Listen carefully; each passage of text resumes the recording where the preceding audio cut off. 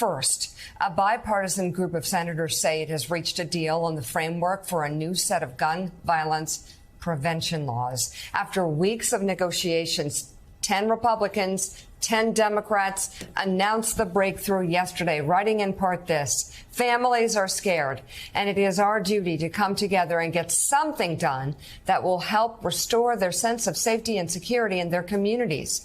While sources say the final bill has not yet been written, the agreed upon proposal would include significant funding for states to implement red flag laws, more rigorous background checks for gun buyers under the age of 21. The proposal, however, does not include a total ban on assault weapons, and it does not raise the minimum age to buy an assault weapon. President Biden is praising the new gun bill framework. In a statement released by the White House yesterday, the president writes in part, obviously, it does not do everything I think is needed, but reflects important steps in the right direction and would be the most significant gun safety legislation to pass Congress in decades. Each day that passes, more children are killed in this country. The sooner it comes to my desk, the sooner I can sign it, the sooner we can use these measures to save lives. And it is progress. Slow progress, but progress. I'm sure you know, I'm sure you studied it. Abraham Lincoln was often criticized for moving too slowly toward ending slavery.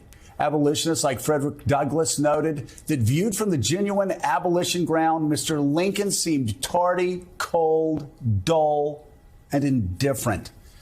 But Lincoln was an incrementalist because his enemies were absolutists in their support of slavery. So today, take a deep breath. Those seeking meaningful public safety reform find themselves surrounded by gun manufacturers and their allies who are trying to block laws that Americans support, and laws that could slow down and eventually stop mass killings in our schools. Passing universal background checks, raising the age of buying weapons of war from 18 to 21, and enacting red flag laws in all 50 states, those are wildly popular measures that promote public safety. But even those provisions that sound so incremental didn't make it into the final Senate framework. But a deal was struck. Progress was made. And just ask parents of children killed at Sandy Hook whether that is better than what happened following their tragedy 10 years ago. Yes, progress is small, but it is progress. Lincoln once said of his often criticized march towards emancipation and it being too slow, I am a slow walker, but I never walk back. May we all keep walking forward together toward a day when our children can again go to school without the fear of weapons of war and mass shootings. Amen. Joining us now, NBC News correspondent Josh Letterman. Josh was covering this all day yesterday as it went down. Josh, what more can you tell us? Well, Mika, the big success tomorrow, the breakthrough perhaps, if you will, was the fact that there were 10 Republicans who signed on to this framework agreement that these senators have reached, meaning assuming that that level of support carries forward, you have filibuster-proof support for this legislation and an actual chance of something becoming law, which you contrast that with the much more sweeping package that the House passed just last week that would have gone much farther, but of course, was politically dead on arrival in the Senate. But this is just a framework. As you pointed out in that intro, there's no legislation written yet. And so today, senators and their aides will start the very difficult task of turning this framework into an actual bill that lawmakers can look at.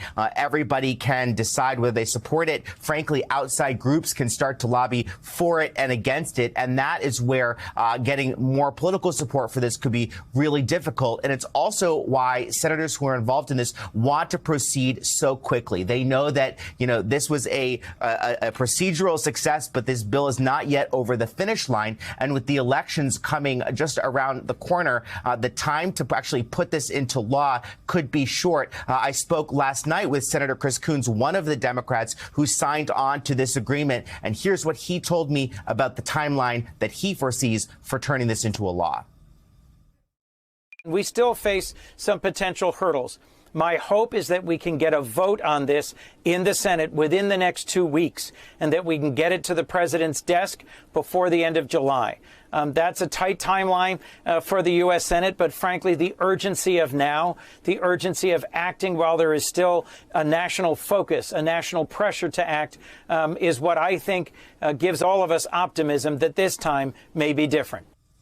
And Mika, it was just a few weeks ago that Congressman Chris Jacobs of New York, of the same region where that Buffalo shooting took place, came out in support of some modest gun restrictions, and within a week was literally chased out of Congress, said he's going to resign because as a Republican, it had become politically impossible, essentially, for him to win re-election. This is the opposite of what Democrats hope is the message that will be sent by this legislation. Yes, it's incremental, according to Chris Coons, but Democrats and gun control advocates are hoping that even a modest step that enjoys Republican support, perhaps north of that 10 who have signed on, perhaps they get closer to 70, as a lot of Democrats would like to, they hope that that creates a precedent where Republicans see more political space for them in the future to endorse even more far-reaching gun restrictions without the fear of the kind of repercussion that just shoot a Republican member out of Congress. They hope that will lay the groundwork for much more ambitious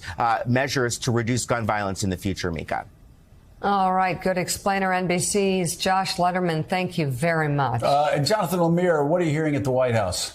Well, the president's statement is pretty clear that this was not everything they wanted. I mean, they were hoping for a far more overreaching measure here on guns, that they were certainly hoping to raise the age on assault weapons to purchase from 18 to 21. That's not happening. But they'll take it. The sense is, as you said, Joe, and as Josh just reported, that it's progress, even incremental. That's better than nothing. That was the sense from White House aides I talked to last night. There is a hope, and we've heard this from some Republicans, too, to get that number up beyond the 60 votes, closer to 65, 70, not only just politically to give more Republicans cover, but to indeed show them that this could be something that you can put your name toward and you may not suffer electoral consequences. We know how well these measures poll. We've been talking about them since the wake of the Buffalo and Uvalde shootings. 70, 80% of Americans believe in these steps. And frankly, most of them want to go a lot further than this deal the Senate has reached. So aides I talked to last night, senior White House officials, yes, there's a little bit of disappointment that they couldn't do more, but they are pleased. They're glad this is a step in the right direction. And they do think that it could open the door to further steps. But the fear, as one aide put it to me, will those next steps come only in the wake of another gun tragedy? And they certainly hope not.